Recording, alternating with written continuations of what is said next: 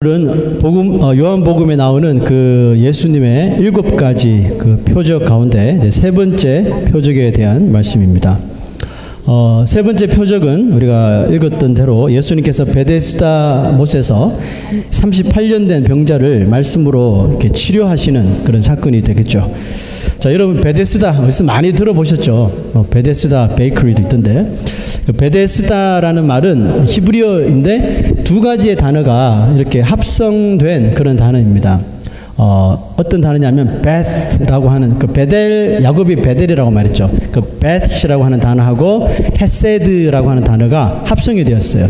베스라고 하는 단어는 하우스, 집이라는 뜻이고, 그래서 베델 그러면 하나님의 집이라는 뜻이죠. 그래서 베스라는 단어하고 헤세드는 은혜, 자비, 긍휼, 우리가 너무나도 좋아하는 단어들, 그죠? 헤세드, 그죠? 그래서 베스, 헤세드가 합해서 베데스다. 그래서 무슨 뜻일까요? 합치면 자비로운 집, 은혜가 있는 집, 긍휼이 있는 집, 뭐 이런 뜻이 되겠죠. 그래서 베데스다는 자비가 있는 집이다, 은혜가 넘치는 집이다. 자, 여기가 베데스다가 되기를 바랍니다. 아마 이 말씀이 끝날 때는 이 베데스다의 또 다른 의미를 여러분 발견할 거예요. 자, 그림 한번 볼까요? 이 실제로 이 베데스다 못의 그림입니다. 저 밑에 이제 물이 있고 예수님께서 어느 지역에서 이제 어느 곳에서 병자를 치료하셨겠죠. 자, 저기에 많은 병자들이 모여 있었다고 하는데요. 세 종류로 요한은 이야기합니다. 맹인, 보지 못하는 사람, 다리 저는 사람, 패럴라이즈 된 사람, 그 다음에 혈기 마른 사람들이 어떻게 해요? 다 누워 있었다라고 이렇게 기록하고 있습니다. 못 걸으니까요, 그죠? 자, 여러분 왜 베데스다 못에 많은 이 병자들이 모여 있었을까요? 한글 성경에는 있는데 영어 성경에는 그 verse 4 4절이 없어요. 잘 보시면 3절에서 5절을 건너뛰어요. 별로 필요할 거 없을 것 같아서 영어 성경에는 그걸 뺀 거예요, 그죠? 그러니까 한글 성경에는 설명이 필요할 것 같아서 add 한 거고. 그래서 다시 한번 볼게요. 그 다음 구절 보세요. 우리 티네이저들은 아까 못 읽었으니까 잘 보세요. 물의 움직임을 기다리니 그 사람들이, 이는 천사가 가끔 못에 내려와 물을 움직이게 하는데 움직인 후에 먼저 들어가는 자는 어떤 병에 걸렸든지 낫게 되미르라. 자, 여러분 이 내용이 여러분 사실일까요?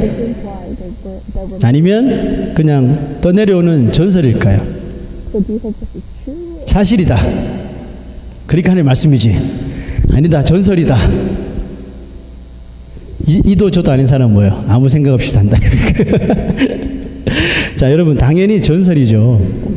단지 전설로만 알고 있는 이야기일 뿐인데 그렇게 많은 병자들이 모였다, 그죠? 모였다는 것은 무엇을 이야기해요? 지금 그 병자들의 삶이 어떤가, 그거라도 붙잡고 싶은, 그죠? 그런 안타까운 상태인지를 보여주고 있는 거예요. 베데스다, 즉 은혜의 집에 모여든 이 병자들은 저마다 그런 병이 들게 된 사연이 다 있겠죠, 그죠? 어떤 사람은 태어나 보니까 그런 병에 들려 있고, 또 어떤 사람들은 불의의 사고를 당해서 그렇게 이렇게 마비가 되고 또 병이 걸렸고. 그래서 어떻게 보면 그 모든 사람들의 이 사연은 누구나 할 것 없이 반드시 자기 자신만큼은 저 물이 동할 때 저 물에 먼저 들어가서 치료를 받아야 하는, 어떻게 보면 유일한 이유가, 저마다의 이유가 되는 거죠. 그들이 모인 곳은 은혜와 자비의 집이라고 불렀지만 거기 있는 사람들은 수십 년 동안 은혜와 자비를 다 자기가 누리고 차지하려고만 했지, 그 중에 한 사람도 뭐 양보하거나 은혜를 베푸는 사람은 아무도 없었다는 거죠. 무슨 뜻입니까? 그 베데스다 못에 모여있는 사람들의 사는 방식이 다 똑같은 사람들만 모였다는 것이 되겠죠. 이 사람들의 사는 방식이 뭘까요? 매일 베데스다 못에 와서 하루 종일 뭘 해요? 물만 쳐다보고 있는 거죠. 왜? 전설에 의해 보니까 물이 천사가 내려서 물을 이렇게 휘저을 때 제일 먼저 들어가야 되니까 다들 물만 쳐다보고 있는 거예요. 하루 종일. 이게 그들의 사는 방식이었어요. 거기에 양보가 있을까요? 거기에 뭐 자비가 있을까요? 은혜가 있겠습니까? 뭐 배려가 있겠습니까? 그곳에는 이런 그 베데스다 이름 대신, 은혜와 자비 대신에 뭐가 있어요? 불평하고 또 원망하고 또 낙담하고 또 절망만 남아 있었을 것입니다. 그것이 바로 베데스다 이 연못의 컬처, 문화라는 겁니다. 예수님이 오셔서 만난 38년 된 병자가 예수님께서 네가 낫길 원하느냐 이렇게 물었을 적에 엉뚱한 말을 하죠. 7절 한번 봅시다. 물이 움직일 때에 나를 못에 넣어주는 사람이 없어 내가 가는 동안에 다른 사람이 먼저 내려가나이다. 지금 뭘 하고 있어요? 불평하고 원망하고 있죠. 이와 같은 베데스다의 문화에 젖어 있는 사람들은 이게 사실인지 거짓인지도 모르는 그 전설, 이야기 하나만을 바라보고 귀중한 인생을 그렇게 낭비하면서 어떻게 보면 그냥 막연하게 하루하루를 살아가고 있었습니다. 자, 여러분 이렇게 막연하게 산다는 그 의미가 여러분 무슨 뜻이에요? 우리가 이런 말 자주 하잖아요. 막연하게 뭐 한다. 막연하게 산다는 말이 무슨 뜻이에요? 뚜렷한 삶의 목적과 방향 없이 그냥 하루하루 살아가는 거예요. 일을 하더라도 뭐 직장을 다니더라도 학교를 다니더라도 뭐 뚜렷한 삶의 목적이 없어요. 그냥 하루하루 그냥 버티면서 사는 거예요. 막연하게 산다 그러죠. 자, 여러분 현대 그리스도인들 가운데 신앙생활을 이렇게 하는 사람이 여러분 있을까요, 없을까요? 많아요. 그냥 교회 다니는 거예요. 어릴 때부터 다녔으니까. 저처럼 엄마 뱃속에서부터 다녔다고 하는 모태신앙이 더 심각해. 그냥 이게 습관화된 거예요. 그냥 교회 다니다 보면 누가 그러는데 복 받는다 그러고, 교회만 오래 다니고 안 빠지고 잘 다니고 하면 뭐 늘 이렇게 내 일이 잘 될 것이라는 그냥 어떻게 보면 막연한 기대감으로 매주일마다 교회를 나오는 사람들이 여러분 적지 않습니다. 이런 사람들의 특징이 있어요. 자신의 뜻대로 혹은 내가 교회 다니면 이렇게 되겠지 하는 이런 기대하던 대로 이것이 일이 풀리지 않으면요 어떻게 되냐면 이 마치 38년 된 병자가 불평했던 것처럼 언제나 불평을 하는 거예요. 언제나 다른 사람들 탓을 하는 거예요. 예수님을 따라다니는 사람들이 많았지만 두 부류로 간단하게 나누면 이거예요. 첫째는 막연하게 예수님을 쫓아다니는 사람들입니다. 이유가 있다면, 예수님을 따라다니는 이유가 있다면 뭐예요? 그죠? 좀 신비로운 거 볼 거 없나? 아니면 오늘도 어떤 음식을 만들어 주실래나? 뭐 이런 생각을 가지고 그냥 막연하게 예수님만 쫓아다닌 거예요.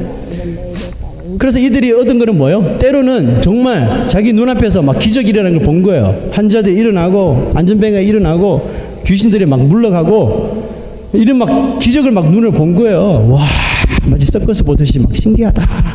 또 배고플 때 막 생선과 떡으로 음식을 만들어 주시고 이런 거 다 보고 얻어 먹은 거예요. 하지만 결국 그들에게 남는 것은 뭐예요? 아무것도 없었어요. 믿음도 얻지 못하고 천국에 대한 복음도 믿지 못하고 알지 못했습니다. 자, 그러나 다른 편에 있던 사람들은 누구예요? 이 예수님의 12 제자들처럼 아주 뚜렷한 그 목적의식을 가지고 예수님을 따랐던 사람들이에요. 예수를 따르던 무리들 가운데 성경 보니까 많은 사람들이 예수님이 좀 살벌한 이야기를 하시니까 너희들 나를 따라오려면 엄청난 고난 당해야 돼. 나도 십자가에 죽을 거야. 막 이런 말 하니까 제자들을 포함해, 그 예수님 12 제자 말고 다른 제자들을 포함해서 많은 무리들이 예수를 떠나버렸다 그랬어요. 왜? 뭐 먹을 거 없을까? 신비로운 거 볼 거 막연하게 예수님을 쫓았던 사람이 자기의 기대와 다른 말들을 막 들으니까 겁에 질린 거죠. 그래서 다 떠난 거예요. 그 무리들이 예수님을 떠나가자 제자들만 남은 거죠. 그 제자들에게 예수님께서 이렇게 물으셨어요. 너희도 가려느냐? 그랬더니 그 중에 이제 수제자였던 베드로가 대표로 이런 말을 하죠. 무슨 말 했죠? 아까 김만희 집사님 기도할 때도 했는데, 자, 영생의 말씀이 어디 있어요? 주께 있사오니 우리가 어디를 가겠습니까? 무슨 뜻인지 아시죠? 예수님을 따라다닐 목적을 확실하게 알고 있는 거예요. 예수님을 따른 것은 똑같지만 이 제자들처럼 후자의 사람들은 뭐가 있었어요? 불평과 원망 대신 늘 고백이 있었다는 것이죠. 주는 그리스도의 살아계신 하나님의 아버지입니다. 고백이 있었다는 것이죠. 여러분 잘 아시는 삭개오라는 사람 아시죠? 텍스 컬렉터. 삭개오라는 인물도 예수를 믿기 전하고 예수를 믿은 후가 완전히 삶이 달라졌죠.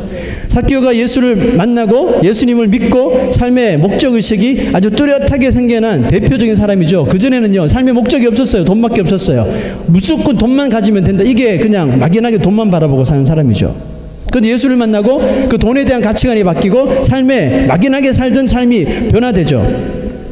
그의 삶 속에서도 예수님을 만난 후에 예수님을 영접한 후에 뭐가 나왔어요? 베드로처럼 고백을 하더라는 것이죠. 자, 그 고백을 한번 봅시다. 주여 보시옵소서 내 소유의 절반을 가난한 자들에게 주겠사오며. 이게 말이 돼요 여러분? 이전에 삭개오의 삶 같으면 이게 말이 안 되는 소리예요. 누굴 줘요? 더 뺐어야 되는데 만일 내가 누구의 것을 속여서 빼앗은 일이 있으면 어떻게 한다고요? four 네 번이나 네 갑절이나 더해서 내가 갚겠습니다. 이런 고백을 합니다. 이처럼 예수를 믿는 사람들이 어떻게 보면 교회를 다니면서도 그냥 막연한 기대감으로 예수의 뭔가를 얻으려고 보려고 그죠? 이렇게 쫓아다니는 막연한 기대감으로 이렇게 만약에 산다면 교회는 다니지만 베데스다 목가에서 수십 년 동안 물만 쳐다보고 살아온 사람들과 별바 다를 바가 없게 된다는 것입니다. 예수님이 만난 38년 된 병자는 이와 같은 막연한 인생을 살아가는 자들의 어떻게 보면 가장 대표적인 사람, 상징적인 인물이야. 그래서 연도수까지 표현하죠. 38년 정도. 38년도 이렇게 살았으면 그 인생 끝 아니에요? 그럼에도 불구하고 그 베데스다 물 쳐다보면서 오늘도 또 사는 거예요. 아무 그거 없이. 자, 그 사람에게 오늘도 예수님께서 찾아오셔서 뭐라고 말씀하십니까?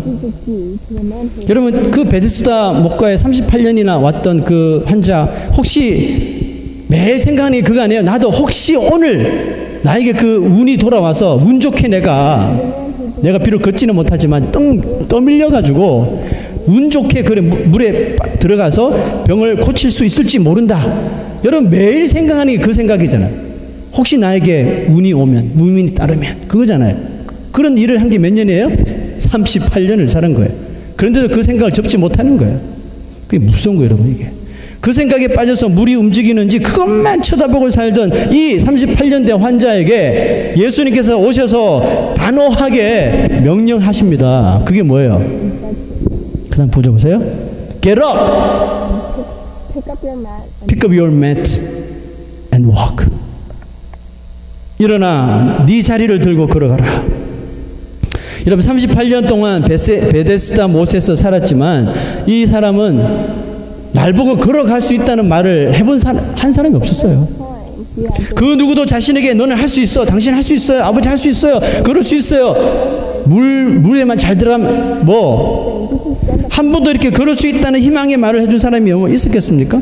매일 들리는 소리가 그거겠죠. 어휴, 저 인생 저러고도 사나? 오늘 또 왔네? 그냥 집에 있지? 이런 소리만, 절망적인 소리를 들었다가 처음으로 예수님께 일어나라는 소리를 걸어가라는 소리를 듣습니다. 내 평생에 저런 일이 일어날 수 있을까? 여러분 이 병자는 예수가 누군지 알았을까요? 몰랐을까요? 몰랐죠. 이 병자는 베데스다 못에 예수님 기다린 게 아니에요. 어제처럼 38년 전처럼 그 물 움직이는 거 그것만 기다리고 있었던 사람이에요. 근데 예수님이 온 거예요. 만약에 이 베데스다 환자가 예수님에 대해서 알았다면 거기 있을 리가 없겠죠. 무슨 수를 쓰더라도 예수님 만나려고 갔겠죠. 안 간 거 보면 몰랐다는 거죠. 아무튼 누군지도 모르는 그 예수라는 사람, 그 예수님의 그 명령에, 그 소리에 여러분 이 병자의 마음이 움직인 거예요. 뜨끔한 거죠. 그리고 다리에 처음으로 38년 동안 느껴보지 못한 그 에너지를 느끼기 시작한 거예요. 성경 보면 예수님이 그를 고치사 그가 일어났다는 그런 구절이 나오죠. 먼저 치료가 됐다는 거죠. 자, 여러분 38년 동안 아무런 감각이 없다가 38년에 처음으로 감각이 생겼어요. 만약 이 사람이 태어나면서부터 이런 환자였다면 그게 무슨 의미인지 아마 모를 거예요. 치료받는다는 게 다리에 에너지가 생기고 힘이 생긴다는 게 무슨 뜻인지 모를 거예요. 근데 오늘은 다른 거예요. 그 예수님 말 듣고 마음이 움직이면서 다리에 힘이 느껴져요. 아무리 여러분 그렇다고 하더라도 38년 동안 한 번도 두 다리로 일어난 적이 없는 사람이 모든 그게 병자들이 다 보고 있는 상황에서 몸을 일으킨다는 것은 쉬운 일일까요? 어려운 일일까요? 절대로 쉬운 일. 내가 일어나려고 그러다가 쓰러지면 웃음거리밖에 안 되는 거죠. 여러분, 쉽게 일어날 수 없는 상황입니다. 그러나 이 병자는 그 예수님의 눈을 똑바로 쳐다보고 예수님의 말씀을 듣고 일어서기 시작합니다. 주위에서 막 반응이 일어났겠죠. 우우우우 막 이렇게 일어났겠죠. 기적같이 그 예수님의 말씀대로 일어나서 걷게 된 거예요.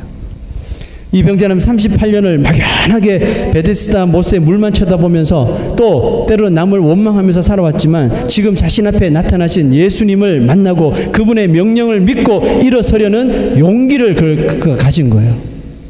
그리고 38년 만에 처음으로 땅을 짚고 일어서게 된 겁니다. 자, 여러분, 신앙생활을 절대로 우리는 막연하게 해서는 안 돼요. 오늘 예배 가면 저는 뭐 일주일 그렇지만 특별히 토요일 저녁이 되면 막 이렇게 막 기대감이 생기는 거예요. 오늘 무슨 은혜가 있을까? 여러분 생각에 목사는 오늘 좀 사람들이 많이 오지 않을까? 이런 기대만 할 것 같죠? 아니요. 뭐 그런 기대도 하죠. 그렇지만 오늘 누구에게 어떤 은혜를 주실까? 오늘 나에게 성령께서 어떻게 역사하실까? 오늘 집사님 기도한 그대로 저는 그렇게 기대한다니까요.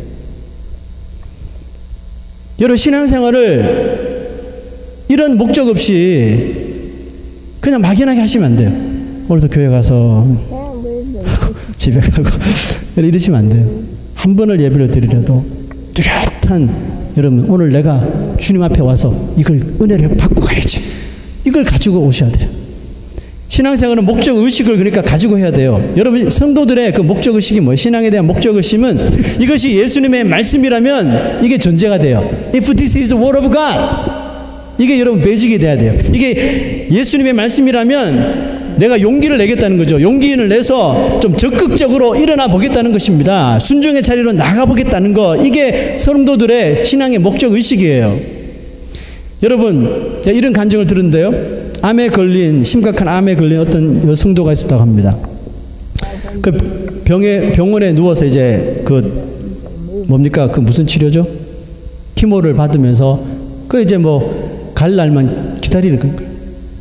이분이 신앙이 있었던 분이라 그 병원에 누워서 언제 갈지도 모르는 이 하루하루를 지내는 것이 너무너무 시간이 아깝고 또 자기 자신이 너무 허무하더래요.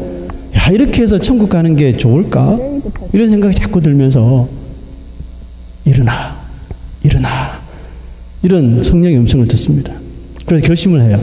용기를 가지면서 내가 죽을지 죽더라도 주의 말씀대로 한번 열심히 일하고 죽자. 그래서 병원을 뛰쳐나왔대요.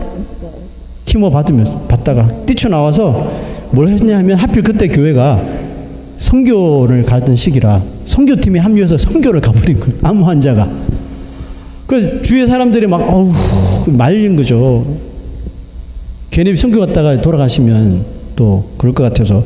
그래서 선교를 갔어도 그냥 앉아 계세요. 이렇게 주위에 이렇게 만류를 하는데도 불구하고 막 일어나서 막 이리 뛰어다니고 저리 뛰어다니면서 막 기침하면서 약 먹으면서 막 선교에서 열심히 선교를 했는데요. 하루가 지나도 아무렇지도 않고 이틀이 지나도 아무렇지도 않고, 그래서 선교에서 놀랍게도 몸이 점점 더 좋아지대요. 그래서 선교를 건강하게 갔다 왔대요. 이제 이분이 뭐 했을까요? 또 선교를 가야지. 그 이분이 또 다른 선교를 찾아서 또 선교를 갔다고 합니다.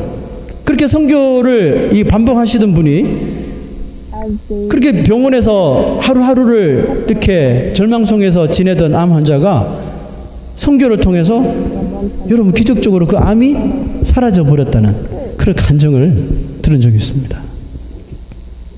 자, 여러분, 선교를 가야지 암을 낫는다 이런 말이 아니고요.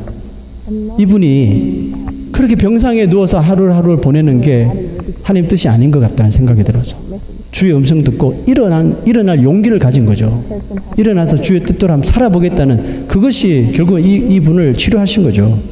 베데스다 못의 이 문화에 빠지게 되면 어떻게 되냐면 늘 이렇게 타성에 젖어 사는 삶에서 헤어나지 못해. 우리가 타성에 젖는다는 말 하잖아요.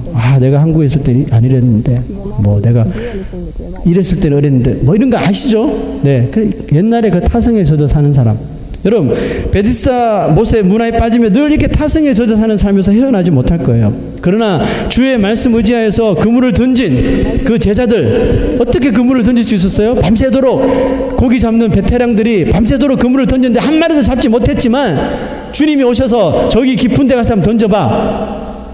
그 던질 마음이 납니까? 안 나요. 안 남에도 불구하고 이런 상황에서도 주의 말씀을 의지하여 그물을 던져버린 그 제자들처럼 목적을 가지고 일어나면 베데스다 연못의 그 방식, 그 삶의 문화를 깨어버릴 수 있다는 것이죠. 할렐루야. 여러분, 우리가 이런 신앙적인 타성에 젖을 때가 있어요. 옛날에는 내가 참 성령 충만했는데, 옛날에는 내가 전도도 많이 했는데, 성경도 많이 읽었는데, 기도도 많이 했는데 지금은 아닌 것 같아. 이 타성에 젖어 사는 거예요. 교회가 잘못됐나? 목사가 이상한가? 그죠? 여러분, 아니거든요. 타성에 젖을 때가 있어. 신앙도 타성에 젖을 때 뭘 해야 돼요? 일어나야 돼요. 할렐루야. 일어나셔야 돼요. 그 암 환자가 주의 음성 듣고 일어난 것처럼 그 제자들이, 어부들이 다시 허리 동여매고 그물을 던진 것처럼 일어나셔야 돼요. 일어나서 움직이시면 돼요. 여자분들 머리 딱 묶고, 예? 치마 딱 허리에 동여매고 일어나시면 돼요. 주님께서 그 타성에 젖어 있는 신앙생활 다 깨버리실 줄 확신합니다. 여러분, 두 번째로 우리는 또 다른 막연한 삶의 방식을 따라 사는 사람들을 찾을 수가 있습니다. 10절 한번 볼게요. 유대인들이 병 나은 사람에 이르되 안식일인데 네가 자리를 들고 가는 것이 옳지 아니하니라. 참 재수 없죠. 여러분, 유대인들이 38년 만에 기적적으로 병을 나은 사람을 만났는데 시비를 걸고 있습니다. 왜 시비를 걸었어요? 하필 치료받은 그날이 유대인들의 예배드리는 안식일이었어요. 안식일에 자기 자리를 들고 가는 것이 뭐예요? 그들이 목숨처럼 여기는 율법에 틀린 행동이라는 거죠. 율법에 어긋난 행동이었다는 것이 문제였어요. 안식일에는 그 어떤 레이블도 하면 안 돼요. 유대인들은 노동도 해서는 안 돼요. 걸어가더라도 천천히, 이게 노동이라고 생각 안 할 만큼 천천히 걸어가야 돼요. 유대인들 천천히 걸어가죠. 차 타고 가는 사람 봤어요? 안식일 날? 없어요. 토요일날 다 걸어다니는데 천천히 걸어다니죠. 자, 여러분, 안식일에는 아무런 노동도 해서는 안 된다고 율법 조항에 딱 나와 있기 때문에 그래요. 수건 한 장, 종이 한 장도 이렇게 노동하면서 옮겨서는 안 돼요. 여러분, 유대인들의 이 막연한 삶의 방식은 뭐예요? 그 베데스다 연못가처럼 아무것도 하지 않는 그런 막연한 삶이 아니라 오직 율법만을 지키는 행위를 그저 막연하게 따르는 그런 삶의 방식이었어요. 유대인들은 율법을 목숨처럼 생각하는 사람들이라 그랬죠. 그런데 자기만 목숨처럼 여기면 되는데, 자신만 그렇게 살면 되는데 자꾸 옆에 그렇게 살지 못하는 사람들을 보는 거예요. 그런 사람들 뭐 어떻게 해요? 정죄하는 거죠. 자꾸 찌르는 거죠. 비판하는 겁니다. 고발하여서 벌을 받게 해야지 나 자신이 더 올라가거든요. 벌 받게 만들고 고발하고 정죄하고, 심한 경우는 어떻게 해요? 돌을 들어 쳐 죽이는 것입니다. 이것이 유대인들의 율법을 지키는 삶의 방식이에요. 오직 거기에만 매달려 있는 거죠. 자, 여러분, 한번 물어볼게요. 율법이 나쁜 겁니까? 율법은 나쁘다. 그렇지 않다. 율법은 좋은 것이다. 둘 중에 하나겠죠? 율법은 나쁜 게 아니에요, 여러분. 하나님이 주셨는데 나쁜 걸 주시겠어요? 율법은 여러분 옳은 것이죠. 그러므로 우리가 누구든지 그 율법을 철저하게 다 지킬 수만 있다면 거기에 구원이 있어요. 거기에 생명이 있다고요. 그래서 유대인들이 길을 쓰고 율법을 처음부터 끝까지 다 지키려고 한 거죠. 그런데 문제가 있어요. 문제가 뭐예요? 모든 인간들이, 유대인을 포함해서 모든 인간들이 다 죄인이라는 것이죠. 그게 문제였죠. 여러분, 그들이 아무리 노력하고 지키려고 해도 죄의 본성을 가지고, 죄의 몸을 가지고는 그 율법을 온전히 다 지킨다는 것은 불가능한 거예요. 죄인들의 특징이 뭔지 아세요? 자신들이 자신의 의지로 무엇인가 할 수 있다고 믿는 거예요. 여러분, 그래서 아담이 한 게 뭐예요? 하나님처럼 된다고 하니까 하나님처럼 되고 싶어서 선악과 따먹은 거죠. 여러분, 사람들이 그 시대에 바벨탑을 왜 쌓았어요? 하나님처럼 높아지고 싶어서. 하나님 도움 필요 없다고 우리의 능력으로 우리끼리 새로운 기술을 개발해서 새로운 이 탑을 쌓아서 하나님까지 가겠다는 거 아닙니까? 자기 의지로 하려고 하는 거. 하나님 이제 필요 없어. 그 바벨탑을 쌓았죠. 그러나 그들이 할 수 있다고 믿었지만 결과는 뭐예요? 대실패를 경험하죠. 그러므로 하나님이 보시기에 유대인을 포함해서 모든 죄인들의 모습이 여러분 어떻게 보여질 것 같아요? 죄인들의 모습이. 공교롭게도 요한이 기록한 오늘 본문 말씀 베데스다 목가에 있는 병자들의 병명이 하나님이 죄인들을 바라보는 모습과 같아요. 맹인 것 같아요. 눈은 있지만 보지 못하는 맹인. 또 혈기 마른 사람, 다리 저는 사람처럼 죄인들이 그렇게 보이는 거예요. 여러분, 이 사람들의, 이 환자들의 공통점은 뭐예요? 물에 먼저 들어가는 데 있어서 치명적인 약점을 가지고 있는 사람들이라는 것이죠.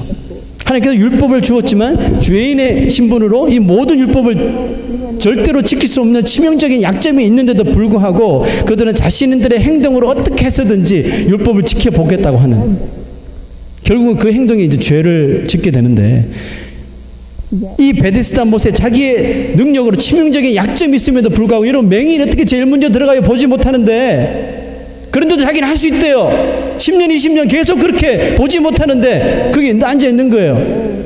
그게 하나님께서 죄인들을 보시는 모습이라는 거예요. 치명적인 약점을 가지고 있는데 자기 스스로 자기 의지로 한번 해보겠다는 거예요. 이렇게 착각하면서 살아가고 있다니까요, 죄인들이. 여러분, 죄인들 스스로는 절대로 구원을 얻지 못합니다. 동의하십니까? 이게 하나님의 은혜가 아니면 절대로 우리가 구원을 얻을 수 없다는 거 아시죠? 유대인들은 죄인이라는 자신들의 진짜 정체, 죄인이라는 아이덴티티는 잊어버린 채 그냥 막연하게 율법에만 매여 달리는 삶을 살았던 거죠. 오로지 자기의 의지로서 구원을 이루어내겠다는 아주 무서운 죄를 반복하면서 살아가고 있었던 것입니다. 이렇게 율법주의에 빠져 사는 사람들의 약점이 있어요. 그 약점이 뭐냐 하면 자기의 자기의 옳은 것, 자기가 맞다고 생각하는 그것만 보는 거예요. 그 남들 이야기 안 들리는 거죠. 안 듣는 거죠. 어떤 것이 하나님의 은혜임에도 불구하고, 하나님의 은혜로 일이 벌어졌음에도 불구하고 가만히 보니까 저게 율법을 어기는 거야. 그러면 이게 하나님의 은혜인데도 불구하고 정죄를 해버리는 거예요. 이게 율법주의에 빠져 사는 사람들이에요. 은혜를 보지 못하는 거예요. 38년 동안 죽도록 고생한 병자가 겨우 예수님을 만나서 예수님의 그 은혜를 입어서 고침을 받아서 그 자리를 들고 걸어가는데, 여러분, 우리가 일반적인 사람 같으면 막 축하해주고 막 안아주고 막 해줘야 되는 거 아니에요? 그 정상 아니에요? 그런데 그걸 못하는 거예요. 하나님 앞에 영광도 못 올려드리는 거예요. 고작 생각하는 것이 뭐예요? 왜 안식일날 병자를 고치시는가? 그 예수를 죽이려고 그러고, 왜 너는 안식일날 그 자리를 들고 걸어가는가? 고작 그것만 바라보는 거예요. 이게 율법주의에 빠져있는 심각한 인생들이죠. 은혜를 보지 못하고, 남들이 은혜 받는 것을 보지를 못하고, 내 일 아니면 상관하지 않는 거예요. 여러분, 자기 의지로 율법을 지키려는 유대인들의 모습은 마치 불가능한 치료 계획을 38년이나 세워놓고 38년을 막연하게 살았던 그 병자와 똑같은 여러분 모습이에요. 여러분, 왜 이 두 스토리가 같이 나오는지 아시겠죠? 그죠? 똑같아요, 하나님 보시기에는. 예수 그리스도를 믿는다고 하면서도 하나님의 그 계시의 말씀인 이 말씀을 딱 제쳐놓고 자신이 만들어 놓은 그 삶의 방책, 자신이 볼 때 내가 이 길로만 가면 대박 터뜨려 성공해, 말씀 필요 없어. 예수를 믿는다고 하면서 교회를 다닌다고 하면서 이 말씀 그냥 제쳐놓고 자기의 삶의 방책만을 따라 사는 사람이 있다면 그 사람도 똑같다는 거예요. 여러분, 마찬가지예요. 다를 게 하나도 없어요. 예수님께서 38년 된 병자를 말씀으로 치료하시지 않고 그 병자의 소원대로 그를 들어서 뭐 전설이지만 그냥 물에 연못에 던져줬는데 그냥 우연하게 병이 나았다고. 자, 그러면 만약에 과연 그 사람은 그 이후로 예수님을 믿었을까요? 믿었을까요? 못 믿죠. 아마 그 사람은 이렇게 생각할 거예요. 내가 38년 동안 세운 계획이 드디어 이루어졌어. 내 말이 맞았죠. 그러면서 그런데 그 계획을 도와준 인물이 예수야. 자, 요 정도 은인 정도로 생각하겠죠. 그죠? 자기 계획이 맞았다는 거죠. 그가 예수님을 만났지만 병을 치료한 후 평생을 예수님만 바라보고 의지하고 살았을까요? 아닐 겁니다. 자기가 만들어 놓은 그 매뉴얼, 그죠? 성공했으니까 난 앞으로도 내 방식, 내 매뉴얼대로 살려고 또 다른 방책을 세워놓고 살겠죠. 그러다가 좀 급한 일이 생기면 누굴 생각해요? 아, 그 사람 예수가 어디 있지? 예수 찾아서 당신 능력 좀 빌려줘요.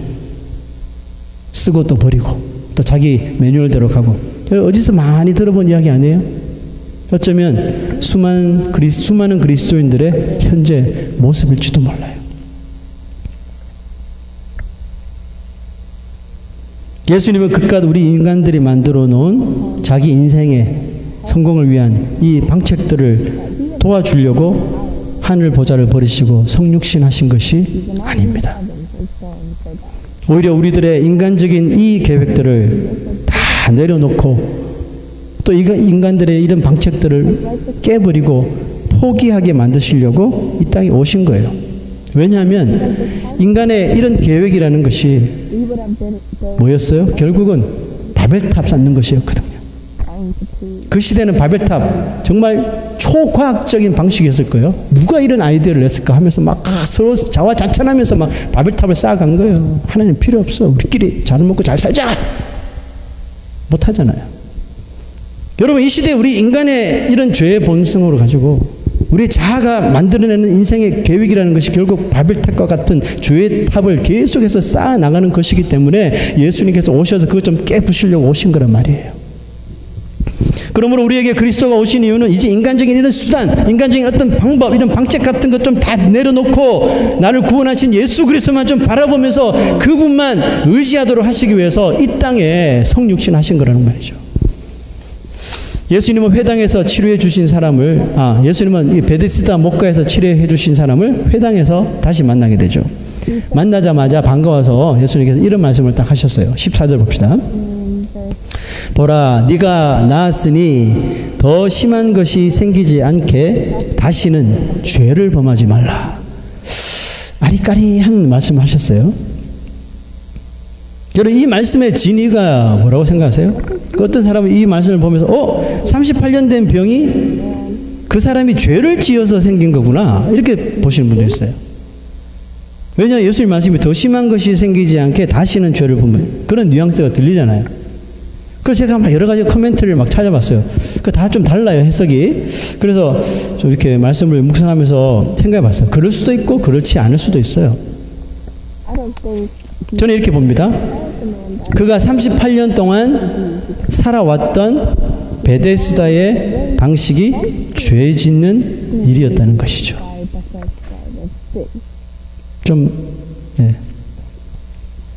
죄 때문에 그가 그런 병에 걸렸다기보다 38년 동안 살아왔던 베데스다의 문화, 다른 거, 베데스다의 방식이 결국 다 죄 짓는 일이었다는 것이죠. 이제 베데스다 연못의 문화를, 그 방식을 벗어났으니 뭘 하라는 거예요? 이제 오직 하나님만 믿고 하나님만 의지하면서 살 수 있어야 한다는 그런 말씀이겠죠. 여러분에게 베데스다 못은 어떤 것입니까? 저마다의 베데스다가 다 있으리라 생각돼요. 여러분들의 베데스다의 못은 어떤 것입니까? 아직까지 내 주님보다 더 붙잡고 있고 의지하고 있는 거, 여러분들의 방책이 있다면 여러분 그게 뭐냐는 거예요. 누구에게는 돈이 될 수가 있고, 누구에게는 인간적인 행복이 될 수 있고, 누군가에는 그냥 하루하루 살아가는 평안이 될 수가 있고, 누구에게는 가족이 될 수가 있겠죠. 여러분들의 베데스다의 못은 어떤 것입니까? 오늘 세상이라는 베데스다 못에 누워있는 우리에게 주님이 찾아오셔서 또 이렇게 명령하고 계십니다. Get up, pick up your mat and walk. 일어나 네 자리를 들고 걸어가라. 무슨 뜻입니까? 지금 네가 머물고 있는, 너의 방식대로 머물고 있는 그 베데스다 못에서, 베데스다의 삶의 방식에서 과감하게 떠나라는 것입니다. 베데스다 못에는 소문만 무성할 뿐이지 그곳에서 아무런 이런 구원이 일어나지 않는 곳이에요. 오늘 주님의 말씀을 듣고 내가 세워놓은 인생의 계획들도 만약에 그것이 정말 예수님을 떠난 나의 욕심에 의한 그런 방책이라면 여러분 그것을 베데스다 못에 다 던져버리세요. 그리고 주님의 명령을 듣고 일어나십시오. 나를 영생으로 인도하시는 예수 그리스도를 따라서 오늘도 힘차게 한 걸음 한 걸음 걸어갈 수 있는 저와 여러분 되시기를 주의 이름으로 축원합니다. 기도하겠습니다. 하나님 아버지,